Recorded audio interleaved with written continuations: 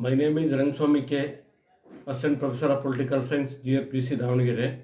Today, start the lecturing in the topic the President of India, subject Indian Constitution. The President, the President, the preamble, the President of India, the role, powers, and functions of India.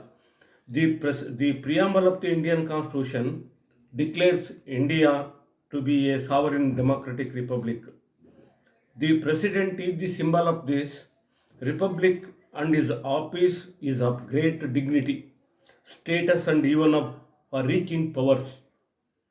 Article 52-53 of the Indian Constitution say there shall be a President of India, and the executive powers of the Union shall be vested in the President and shall be exercised by him either directly or through officers subordinate to him. At the same time, our Constitution has established a parliamentary form of government. In a parliamentary setup, there are two types of executive. In India, the President acts as the nominal executive, whereas the Prime Minister and the Council of Ministers constitute the real executive.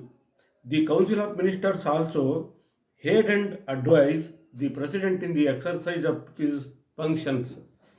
The ministers are collectively responsible to the Lok Sabha. In parliamentary government, only the responsible organs exercise real authority. The qualifications for election of president.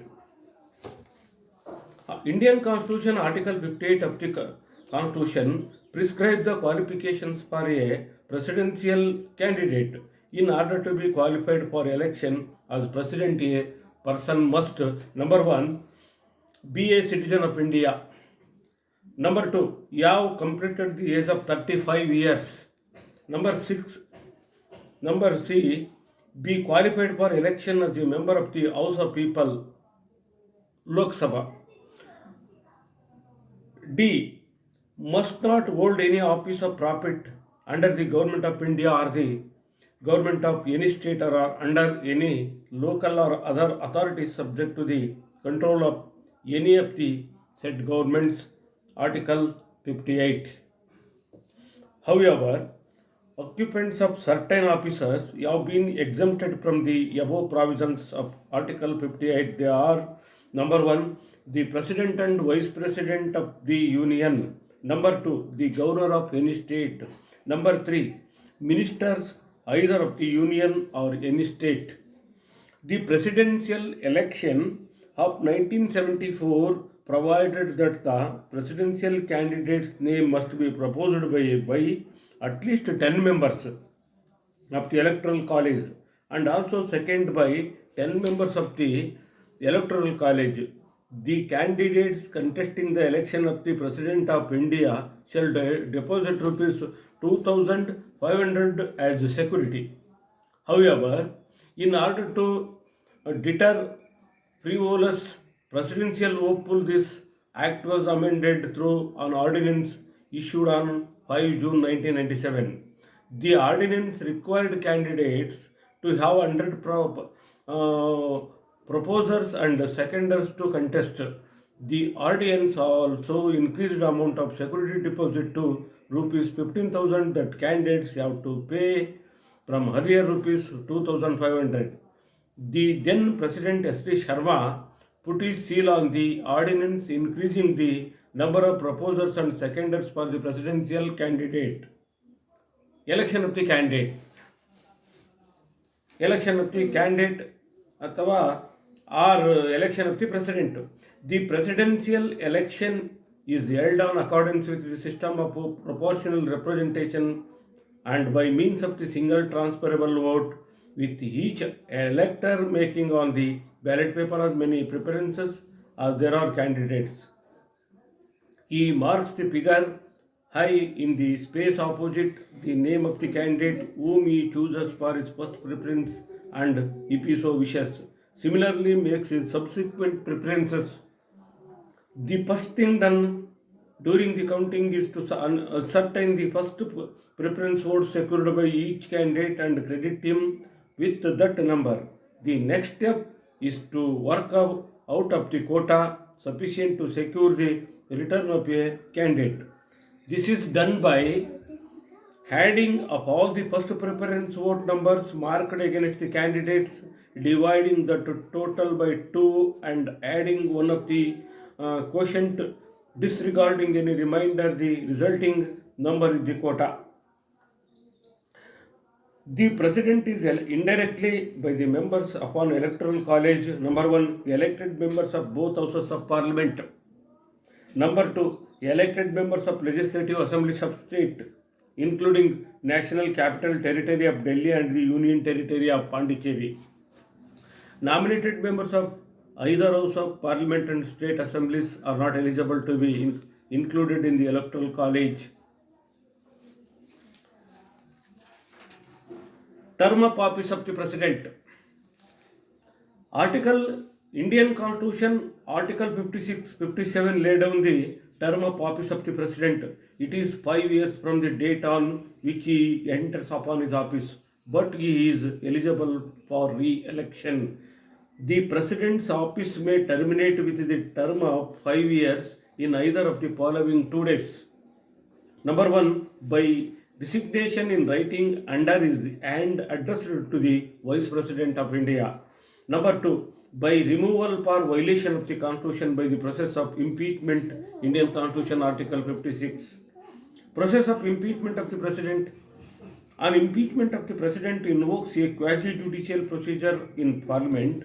Either House, the Lok Sabha or the Rajya Sabha, may prepare the charge of violation of the Constitution before the other House shall then either investigate the charge itself or cause the charge to be investigated.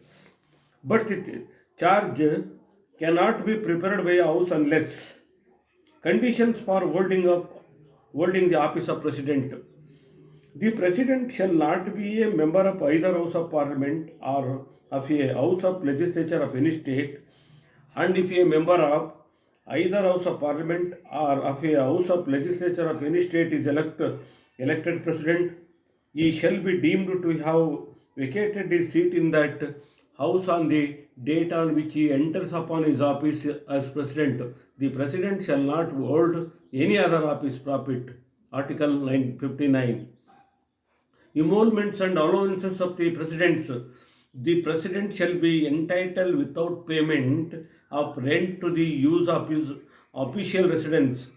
He shall also be entitled to such emoluments, allowances and privileges as may be determined by Parliament by law and until provision in that behalf is so made. Such emoluments, allowances and privileges are specified in the second schedule of the Constitution. The emolument allowances of the President shall not be diminished during his term of office. Article 59. The President's Pension Act 1951 provides for the payment upon annual pension of Rs 15,000 to a person who held office as President on the expiration of his term or on resignation, provided he is not re-elected to the office. Vacancy in the office of the President and the issue of succession to the presidency. A vacancy in the office of the President may be caused in any of the following ways. Number 1, on the expiry of his term of 5 years. Number 2, by his death. Number 3, by his resignation. Number 4, on his removal by impeachment. Number 5, otherwise on the setting aside his election as President. Article 65. Powers of the President, position and role. Under the Constitution, the President is entrusted with very wide and far-reaching powers, which he enjoys both during normal and emergency times. He has been entrusted with executive, administrative, diplomatic and military powers. He is the supreme commander of the armed forces. He has legislative powers and the powers to issue ordinance. He enjoys the powers to grant pardon, reprieve on remission of sentence by the Supreme Court. Besides, He has very wide powers which he may exercise during the cases of emergency. First, when the security of the country or part thereof is threatened by external aggregation or armed rebellion. Second, when is the constitutional machinery of a state breaks down. And third, when the finance and stability of the country in a danger. He appoints and removes the governors of the states. A bill passed by a state legislature may be reserved for the consideration. There are specific provisions of the Constitution which deals with powers, position, and role of the President. Briefly, they are as under Indian Constitution article. Thank you, one and all.